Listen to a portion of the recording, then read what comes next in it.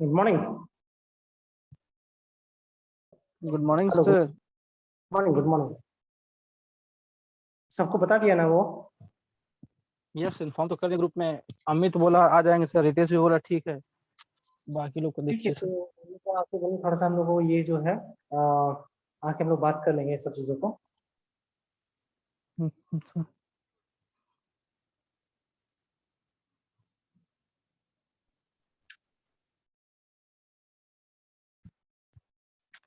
अभी आज जो हम लोग टॉपिक करेंगे सिर्फ आज फ्लाईव्हील, फ्लूइड फ्लाईव्हील के ऊपर करेंगे, जो कि फ्लाईव्हील एक इम्पोर्टेंट पैरामीटर है हमारा ऑटोमोबाइल सेक्टर्स का। तो ऑटोमोबाइल में हमारा जो है फ्लाईव्हील एक इम्पोर्टेंट क्या क्यों है? क्योंकि ये एक इनिशियल एनर्जी मुझे देख रखता है, that is a potential energy has been stored in our vehicle. जो शेफ्ट है उस पे yes Aman okay.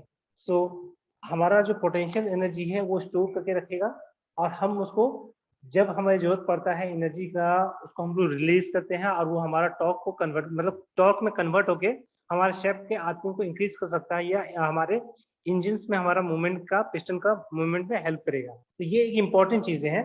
So this is important parameter for अस।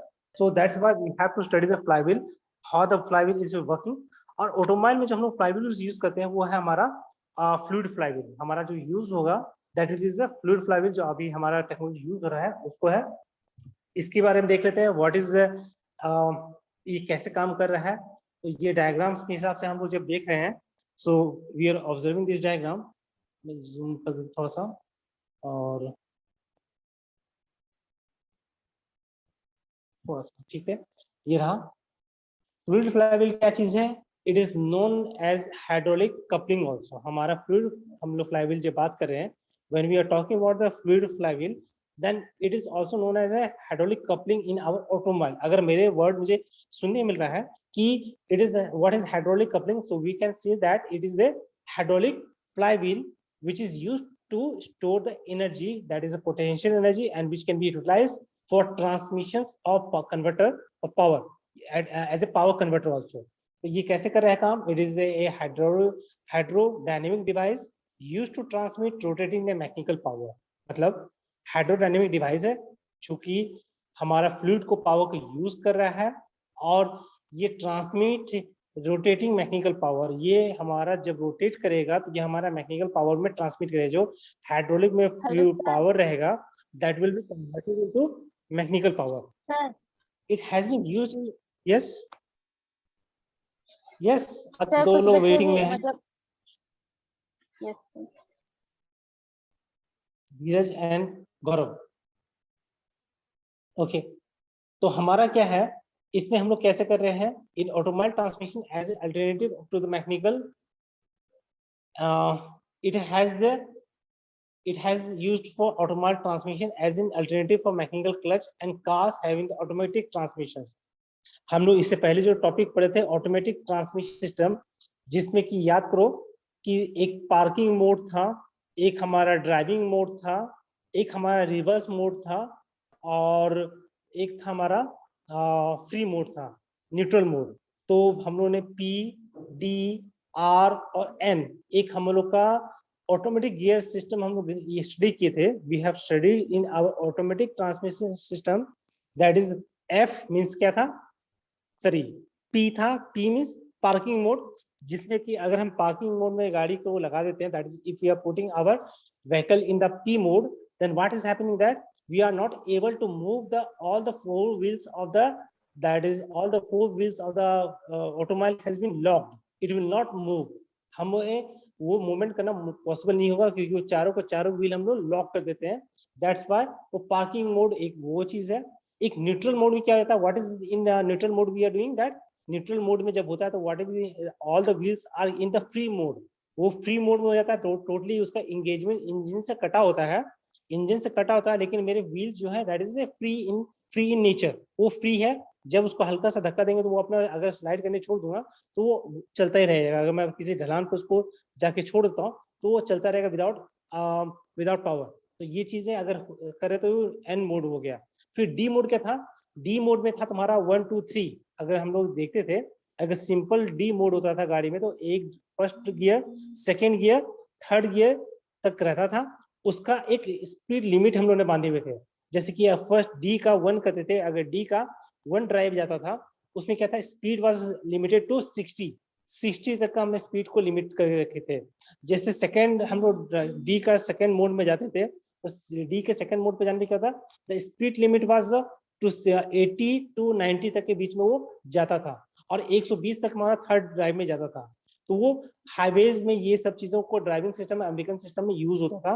ये हम लोग पढ़े थे, याद करो। अगर ऑटोमोबाइल का हम लोग ऑटोमेटिक ट्रांसमिशन सिस्टम जो था हम लोगों ने इसको स्टडी किए थे, उस टॉपिक में हम ये सारा चीज डिस्कशन किए थे। रिवर्स मोड क्या था, जैसे उसको आर मोड में डालेंगे, वो रिवर्स मोड में जाने के बाद वो गाड़ी रिवर्स डायरेक्शन में चला जाएगा। तो ये था पी डी एन और एक आर था, दैट इज रिवर्स मोड। ये सारा चीज था। तो ऑटोमेटिक ट्रांसमिशन सिस्टम, ये ऑटोमेटिक हम लोग जब बात कर रहे हैं ऑटोमेटिक ट्रांसमिशन सिस्टम की बात करें, so these are being used in our automatic systems। हम लोग ऑटोमेटिक सिस्टम हम लोग हाइड्रोडायनेमिक सिस्टम को यूज कर रहे हैं, दैट इज हाइड्रोलिक कपलिंग को यूज कर रहे हैं, जो कि हेल्प कर रहा है मुझे पावर को ऑब्टेन करने के लिए, मैकेनिकल पावर ऑब्टेन करने के लिए by the use of hydro mechanical power, जो हमारा है हाइड्रोलिक कपलिंग्स की मदद से हम लोग कर पा रहे हैं। It is also application in the marine. हम लोग उसको कहाँ अप्लाई कर रहे हैं, where we applying the hydro couplings, hydraulic coupling हम लोग कहाँ यूज कर रहे हैं, we are applying the marine fields, industrial machine drives and variable speed operations control startups. हम लोग जितने भी शिप्स मेरीन्स है उन सभी में यूज कर रहे हैं। मशीन्स में हमारा जितना मशीन ड्राइव्स है, हमारा ऑटोमेटिक ड्राइविंग सिस्टम पे हमारा जितना ऑटो ड्राइविंग मोड जिसको हम लोग बोल सकते हैं, जहां भी यूज हो रहा है ऑटो मोड, जहां बोल रहे हैं ऑटोमेटिक मोड जहां बोल रहे हैं, that will used by the fluid वाला फ्लाईव्हील। हम लोग जहां भी यूज करेंगे ऑटोमेटिक मोड, जहां आया तुम्हारा word automatic gear box, automatic word कर रहे हैं, तो वहां पे ये फ्लूइड फ्लाईव्हील का या हाइड्रोलिक कपलिंग का यूज जरूर होगा। तो एक इंपॉर्टेंट पैरामीटर था। इसका डिजाइन को देखते हैं कैसे इसका कंस्ट्रक्शन है, how this construction is occurring. इन सभी को हम लोग ने जो देख रहे थे डायग्राम, हम लोग देख रहे थे, दिस इज असेंबल्ड व्यू। ये सारे असेंबल्ड व्यू में देख पा रहे हैं हम लोग। दो डायग्राम जो हम ये स्लाइड में दिख रहा है, ये हमारे असेंबल्ड व्यू का डायग्राम दिख रहा है। Now we are having the dismantle view of the that's hydraulic flywheel. कैसे हाइड्रोलिक फ्लाईव्हील हमारा एक डिसमेंटल व्यू होता है, इसको देख रहे हैं। इसके तीन पार्ट क्या क्या दिख रहा है मुझे है, what we are observing in the hydraulic flywheel, we are having three parts, that is pump wheel, turbine wheel and housing। तो मेरा तीन इंपॉर्टेंट पार्ट्स है हाइड्रोलिक फ्लाईव्हील का। कौन कौन सा, पंप व्हील है, टरबाइन व्हील है और हाउसिंग व्हील है। ये तीन सेक्शंस हमारे बटे हुए हैं हाइड्रोलिक ये फ्लाईव्हील में। इस चीज को हम लोग समझते हैं आगे कैसे काम करेगा, ये कैसे हम लोग को एक दूसरे से अलाइन करके कैसे इसको वर्किंग में लाना है, कैसे करेंगे हम लोग, उसको देखते हैं। A fluid coupling consists of three components, that is a housing known as a cell, जिसको हम लोग ऑयल टाइट कंटेनर सील से हम लोग पैक करके रखते हैं। अगर मैं इसको तुम्हारा ये एरो दिख रहा है कि नहीं, yes you are able to see the arrow mouse cursor. तो हम लोग क्या देख पा रहे हैं, a fluid coupling consist of three components. हमारे जो है तीन चीजों से बना हुआ है। क्या क्या चीज है, पहला है द हाउसिंग।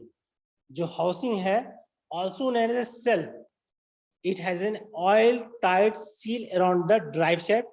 ये जो दिख रहा है इस जगह पे पोर्शन दिख रहा है, ऑन दिस पोर्शन, ये पोर्शन पे जो मेरा देख पा रहा हूँ, मैं एक बार अटेंडेंस का स्क्रीनशॉट ले लूं, because I think 12 students have joined the class. Okay, the housing, ये जो मैं तीन पार्ट सेक्शन में देख रहा हूँ, तीन सेक्शन में से एक जो है सेक्शन, इसमें एक सीलिंग पार्ट है, हाउसिंग पार्ट है, जो कि oil seal pack, oil tight seal pack है, जहां से ऑयल लीक नहीं कर सकता है, शेफ्ट के साथ वो कनेक्टेड है। इसके पे सील ऑयल टाइट एक हमारा बना हुआ है, जिससे कि ऑयल लीकेज नहीं करेगा या बाहर स्पिल नहीं करेगा। और दो टरबाइन सेक्शन है। टरबाइन सेक्शन जो है it looks like an fan component, जिसे देख पा रहे हैं हम लोग है, पंप व्हील और टरबाइन व्हील दिख रहे हैं हम लोग है, it is looking like a fan. ये एक फैन की तरह दिख रहा होता है। One connected to the input shaft, एक मेरा इनपुट शैफ्ट से कनेक्टेड है, जो कि ये सेकेंड वाला टरबाइन व्हील पार्ट में देख रहा हूँ, it is connected to the input shaft and it is known as also as impeller also. इसका सेकेंड वर्ड है, हम इसको इम्पेलर बोल सकते हैं। सेकेंड जो कनेक्टेड है आउटपुट शैफ्ट जो होगा, जो आउटपुट देने वाला है, उसको हम लोग बोलते हैं टरबाइन शैफ्ट। टरबाइन और इम्पेलर, ये हम मेरा रहेगा 3 पार्ट। अब कैसे काम कर रहा है? Driving turbine known as a pump is rotated by the prime mover. जो टरबाइन है हमारा, ड्राइविंग टरबाइन है, वो जिसको हम लोग पंप कहते हैं, वो एक तरह से ऑयल को पंप करना चालू करेगा और वो प्राइम मूवर के रूप में एक्ट करेगा। This will be act as a prime mover in our driving turbine. ये हमारा एज ए पंप एक्ट करेगा।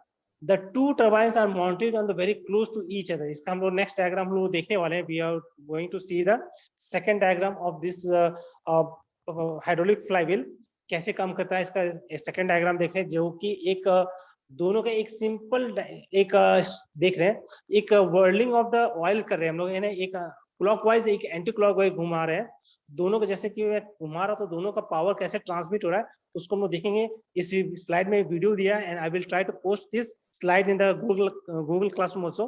तो इसका नोट जो मैं बाद में डिलीवर कर दूंगा, नोट से will be deliver to you, but ये स्लाइड जो है that will be shared in the classroom also and the video links also given in this slide, so go through that slide also.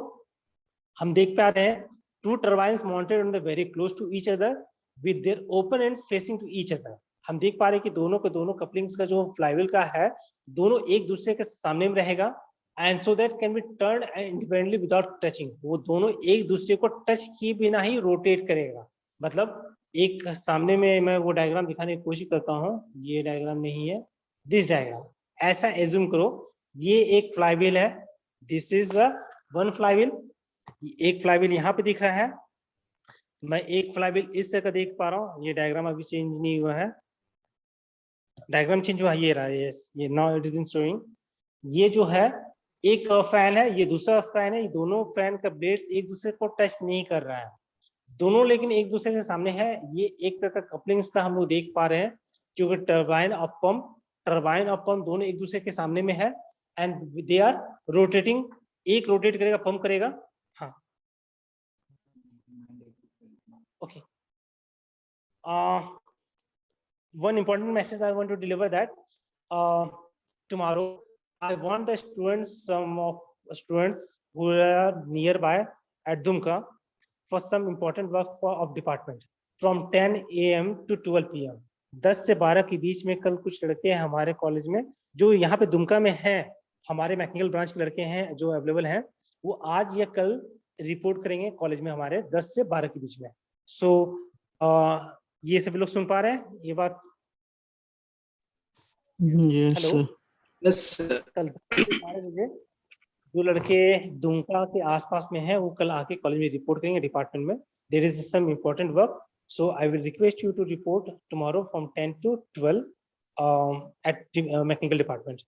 मैं ये notice बता रहा हूँ, तुम लोग कल आके एक थोड़ा सा हेल्प चाहिए तुम लोग का, क्योंकि कुछ चीज़ों को हम लोग को यहाँ पे कंप्लीट करना है। अगर तुम लोग आके हेल्प कर दोगे तो हमारे लिए थोड़ा सा काम जल्दी हो जाएगा। So we will request you to come tomorrow. Okay, we will continue. इसमें हम एक एज्यूम कर लेते हैं कि ये मेरा एक पार्ट जो है पंप है और सेकेंड पार्ट मेरा जो है इम्पेलर है। तो ये पंप जो है स्टार्ट कर देगा फोर्स को, वाटर फ्लूइड को चर्निंग करना, मतलब रोटेट करना, और उसके उसी चर्निंग के कारण से, उसी चर्निंग वर्लपूल के कारण से ये सेकंड वाले में पावर ट्रांसमिट होना स्टार्ट हो जाएगा। और ये दोनों एज ए कपलिंग कर रहा है। कपलिंग का काम क्या होता है? कपलिंग क्या काम कर रहा होता है?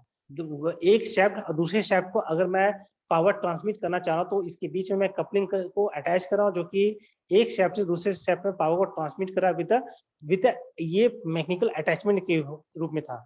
लेकिन यहाँ पे क्या हो रहा है?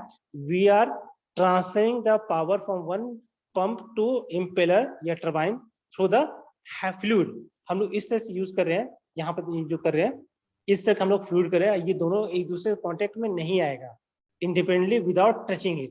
Housing surround the both units to make the close assembly। और अब उसको हाउसिंग को हम लोग क्लोज कर देते हैं, पैक कर देते हैं कि ये किसी तरह से फ्लूइड इससे बाहर नहीं निकले। About 80% of the interior of the assembly is fitted with the oil। हम लोग क्या करते हैं, इसका इस कंप्लीट स्ट्रक्चर्स में कंप्लीट स्पेस जो है it is completely filled with the oil. 100% नहीं बल्कि 80% ऑफ द स्पेसिंग जो हाउसिंग का है कंप्लीटली फिल किया जा रहा है। किसी, क्योंकि अगर मैं कंप्लीट फिल कर दूंगा तो हाइड्रोलिक में अगर मैं ऑयल से पूरा भर दूंगा तो what will happen that it will not able to create that much pressure, क्योंकि थोड़ा सा स्पेसिंग होना जरूरी है चर्निंग होने के लिए, रोटेट होने के लिए फ्लूइड को वर्टेक्स बनने के लिए फ्लूइड का ये इंपॉर्टेंट है कि कुछ स्पेस खाली रहना चाहिए, अदरवाइज वर्टेक्स क्रिएट नहीं हो पाएगा फ्लूइड का। तो वर्टेक्स क्रिएट करने के लिए मुझे ये इंपॉर्टेंट रहेगा मेरे लिए, तो मुझे कुछ परसेंट खाली रखना पड़ेगा। तो मैं 80% भरता हूँ, रिमेनिंग 20% मैं वेकेंट रहने देता हूँ। नेक्स्ट स्लाइड जा रहा है। व्हेन द इंजन स्टार्टेड, हम लोग जब इंजन स्टार्ट किए तो क्या हो रहा है, driving member starts to move inside the housing containing the oil. मेरा जैसे मैंने इंजन स्टार्ट किया तो ड्राइविंग मेंबर जो है शैफ्ट जो था, ड्राइविंग शैफ्ट जो था हाउसिंग के अंदर मेरा ऑयल को चर्निंग चालू कर दिया। दैट इज वर्लपूल का एक स्टार्ट कर दिया, दैट इज वर्लपूल का एक वर्टेक्स तैयार होना स्टार्ट हो गया। As the impeller is completely filled with oil due to centrifugal force, this oil forced rapidly outwards. मतलब vortex के कारण से वो एक आउटवर्ड की तरफ फ्लूइड मेरा एक फ्लो करने लगेगा चर्निंग की तरह। जैसे हम लोग पानी में अगर टब लो और टब में तुम उस पानी को घुमाओगे तो एक तरह से वो फ्लूइड जो ऊपर की तरफ जाता है, vortex बनाएगा, और वही हमारा आगे आउटवर्ड रेडली आउटवर्ड की तरफ जा रहा होता है। The impeller is designed such that splashed oil will strike the vanes and driver member. और इस तरह का हमारा डिजाइन किया जाता है कि वोर्टेक्स का बनने का साइज, रोटेशन और वोर्टेक्स का हाइट जो रहेगा that will touch, definitely it going to touch. जब तक वो रोटेट नहीं करेगा, जब तक कि उसका उतना तक वो अटेंड नहीं करेगा आरपीएम। जितना आरपीएम अगर अटेंड कर लेगा तो वोर्टेक्स उतना क्रिएट होगा, उसके बाद वो तब वो सेकेंड वाले पार्ट को टच करेगा और उसको रोटेट करना चालू करेगा। Hence the runner is forced to move in the same direction, tends to rotate with the same speed. अब बाद में पंप और इम्पेलर दोनों के दोनों एक साथ रन करना चालू करेगा, एक ही आरपीएम पे ट्यूनिंग में आके सिंक्रोनाइज हो जाएगा, दोनों को दोनों सिंक्रोनाइज हो जाएगा और दोनों सेम स्पीड में चालू कर देगा रोटेट करना। तो ये एक डायग्राम है जिस तरह से हम लोग देख पा रहे हैं, जैसे कि एक पंखा मैं घुमा रहा हूँ, I am rotating one fan and second fan is not rotating. अब धीरे धीरे क्या होगा कि जैसे जैसे मैं इसको ऑन करूंगा, जैसे मैं इसको ऑन करूंगा तो इस सेकंड पंखा अपने आप जैसे क्लोज तक पंखा में हवा का वर्टेक्स क्रिएट उसके ब्लेड से टकराएगा तो इट विल स्टार्ट रोटेटिंग, और डेफिनेटली ये दोनों फिर एक ही डायरेक्शन में घूम के ये क्रिएट करेगा, आरपीएम को जनरेट करेगा। तो ये एक रहेगा। नेक्स्ट ये एक वीडियो लिंक है, जो कि वीडियो लिंक है, इसमें अभी नहीं दिख रहा है वीडियो लिंक, तो इस वीडियो लिंक को इसमें देख लेंगे हम लोग। इसमें हाइड्रोलिक फ्लूइड जो यूज करेंगे, इसमें हाइड्रोलिक कपलिंग एक्ट ऐसे kinetically, thus low viscosity fluids are preferred. हमारा इसमें विस्कोसिटी फ्लूइड का ठीक नहीं होना चाहिए, बल्कि लो विस्कोसिटी होना चाहिए, ताकि इजीली ये फ्लो कर सके, क्योंकि ये एक टेम्परेचर राइज करेगा भी, जिसके कारण से इसका लिक्विडिटी फ्लो ज्यादा होना चाहिए, विस्कोसिटी कम होना चाहिए, लिक्विडिटी ज्यादा होना चाहिए।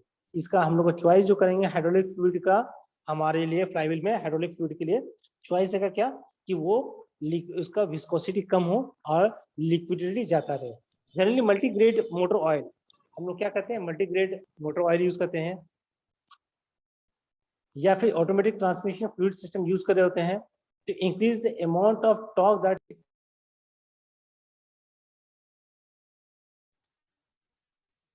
However, the hydraulic fluid, much like other fluids, are subject to the changes and viscosity। और ये टेम्परेचर के कारण से विस्कोसिटी चेंज होगा, क्योंकि डेफिनेटली जब मैं उसको रोटेट कर रहा हूँ, एक डेफिनेट आरपीएम पे कर रहा हूँ, वर्टेक्स क्रिएट हो रहा है, तो that will definitely rise in temperature, और उसके कारण से विस्कोसिटी और वो थिन होगा, जो होगा वो दैट विल क्रिएट थिन।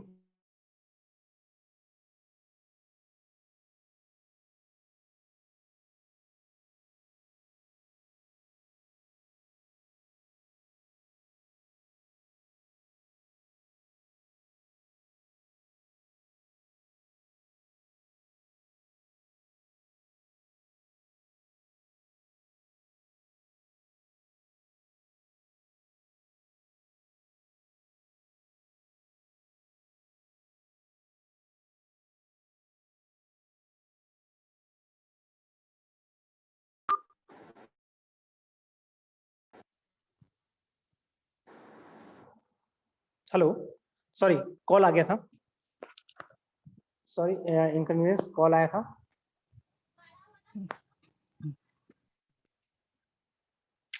चलो अब हम लोग देखें, हम लोग ये हाइड्रोलिक ब्रेकिंग सिस्टम का जो हमारा हाइड्रोलिक का पार्ट आया है, हाइड्रोलिक फ्लाईव्हील का जो बात कर रहे हैं, इसमें जो फ्लूइड यूज कर रहे हैं उसका क्या क्वालिटी होना चाहिए, वो लो विस्कोसिटी होना चाहिए, दैट इज लिक्विडिटी उसका ज्यादा होना चाहिए। इसमें हम लोग मल्टीग्रेड और मोटर ऑयल यूज कर रहे हैं, साथ में इसका टॉर्क जो होगा, जैसे जैसे डेंसिटी इसका इंक्रीज होगा, इसका फ्लूइड जैसे इंक्रीज होगा, लिक्विडिटी इसका बढ़ेगा, वैसे इसका टॉर्क भी ज्यादा बढ़ेगा, स्पीड भी बढ़ाएगा। एक इंपॉर्टेंट पैरामीटर ये है। सेकेंड, इसका विस्कोसिटी टेम्परेचर का साथ चेंज होता है और लीड्स टू ट्रांसमिशन परफॉर्मेंस। जैसे जैसे इसका टेम्परेचर बढ़ेगा तो नेचुरल ट्रांसमिशन परफॉर्मेंस पे ये इफेक्ट करेगा। So as a constant efficiency motor oil और automatic transmission fluid high viscosity index will be used. अगर इस तरह का टेम्परेचर ज्यादा जनरेट होने वाला चीजें हैं तो उस टाइम पे मुझे हाई विस्कोसिटी का ऑयल को यूज करना चाहिए। Depends upon the applications, we have to choose the hydraulic fluid. तो मुझे देखना है कि कहाँ पे एप्लीकेशन है, किस तरह का मशीन है, उस हिसाब से मुझे फ्लूइड का सिलेक्शन करना पड़ेगा। नेक्स्ट है, एक कैरेक्टरिस्टिक्स क्या होना चाहिए और फ्लूइड फ्लाईव्हील का, stall speed, maximum input power is applied. एक कंडीशन हमारा ये है कि हम लोग उसको कंट्रोल स्पीड पे हम लोग चलाना चाहेंगे जो है, ताकि क्योंकि ये हीट अप होगा, फ्लूइड जब चलेगा तो ये सरफेसेस को हीट करेगा और वो डैमेज कर सकता है मेरे सरफेसेस के कारण हीट होने का से। जब फ्लूइड टर्निंग करेगा, ज्यादा बार बार रोटेट होता रहेगा, तो ये टेम्परेचर कारण से फ्लूइड को डैमेज कर सकता है मेरा कपलिंग को। इसको मुझे प्रिकॉशन लेके चलना है। स्लिप जो है, क्या चीज स्लिप का था, the runner speed is almost equal to that of impeller when the efficiency liquid coupling is higher और रनर स्पीड इज लेस। तो हम लोग का स्लिप हम लोग लगाते हैं, कभी कभी हमारा स्लिप जो है कैलकुलेशंस के लिए हमारा जरूरत पड़ता है कि अगर बाय चांस कुछ आरपीएम में चेंजेस आ रहे हैं तो उसको हम लोग उसको सेटिंग्स में जाके स्लिप मोड में उसको एडजस्ट कर सकते हैं। इसके एडवांटेजेस है, दीज आर द एडवांटेजेस। कहाँ कहाँ यूज करें हैं इसका, ये हाइड्रोलिक कपलिंग, हाइड्रोलिक फ्लाईव्हील का यूज करने का फायदा ये है कि we are able to use in, इसका लो फ्रिक्शन होने के कारण से इसको बेहतर तरह से ये लॉन्ग टाइम के लिए यूज कर सकते हैं। बाद में हम लोग उसका flywheel not suffer mechanical damage, जो हमारा बार बार फ्रिक्शन के कारण से मैकेनिकल डैमेज होता था, that will avoided in this. Second है, when the liquid is coupling is used with a conventional clutch transmission, it enables the driver clutch and gears। जब हम लोग कपलिंग यूज कर रहे हैं तो हमारा क्लच ट्रांसमिशन से इनेबल करता है और हमारे गियर को ऑटोमेटिक ऑयलिंग और सारा चीज अपने पहुंच भी रहता है। जो चीजें हम लोग का है वो स्मूथ रनिंग करेगा, विदाउट नॉइस क्रिएशन वो स्मूथ रन कर रहा होगा। Unskillful clutch engagement selections improver gear will not produce any scattering of buckling. जैसे कि कोई नया ड्राइवर है, अगर वो चेंज करने की कोशिश करता है तो उसको दिक्कत नहीं जाएगा, क्योंकि उसमें क्या होता है, गियर में अलग से मैं एंगेज कर रहा था तो टीथ टूट जा रहा था या नॉइज हो रहा था क्रिएट, तो वो सब चीजें यहाँ पे अवॉइड हो जाएगा, that will be avoided. Next है, any sudden load position absorb by coupling. जब हम अचानक से कोई लोड डालेंगे या लोड बढ़ा देंगे या अचानक से कोई प्रेशर पड़ेगा या टॉर्क का बढ़ता है, तो उस पर कोई इफेक्ट ज्यादा नहीं करेगा। तो ये इसके एडवांटेजेस हैं और ये एडवांटेजेस के साथ मेरा ये फ्लाईव्हील, हाइड्रोलिक फ्लाईव्हील का ये टॉपिक्स कंप्लीट होगा। उसके बाद मुझे अभी ज्वाइंट्स पे जाना है। जो नेक्स्ट टॉपिक्स है that is universal joint and slip joints. ये दो टॉपिक्स है जिसको एक साथ करेंगे और ये कंप्लीटली एक साथ कंपाइल नोट जो तुम लोगों को मैं डिलीवर कर दूंगा। So I will take the I will stop the class now, right. और उसके बाद बाकी जो चीजें हैं क्लास हम लोग उसको देखते हैं, कंटिन्यू करेंगे नेक्स्ट वीक में। हो सकता है मैं नेक्स्ट वीक में क्लास को कंपनसेट करूं मंडे को, Monday Tuesday Wednesday next week में मैं पूरा का पूरा क्लासेस अरेंज करना चाहूंगा। I will try to arrange the all day classes in the next week because actually I have missed some classes in the last few days, so I have to compensate in the next week. So हम लोग next class जो है Monday को schedule करते हैं। कल Saturday को मैं क्लास का नोट्स और तैयारी करने ला देता हूँ और मंडे को मिलते हैं। Okay, sir. Okay, should I end the class? Yes, sir. Thank you, sir. Okay, bye, take care.